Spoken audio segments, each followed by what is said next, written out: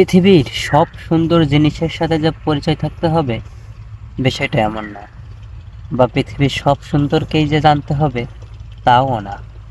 দেখুন, আমার হাতে আছে একটা নাম না জানা ফুল।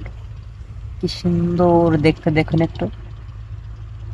আপনি যদি এটাকে আপনার ভিতরের চোখ দ্বারা, প্রেমের চোখ দ্বারা দেখেন, তাহলে আপনি এই ফুলের সৌন্দর্যের প্রেমে পড়তে মুগ্ধ হবেন। দেখছেন কি সুন্দর। আমাদের দেখে মনে হলো ফুলটা অনেক সুন্দর, কিন্তু নাম জানি না। আসলে এটা নিয়ে কি কথা বলা যায় সেটাও ভাবা হয়নি। কারণ নাম না জানা বিষয় নিয়ে আসলে দেখা যায়, কিন্তু তার সম্পর্কে কিছুই বলা যায় না।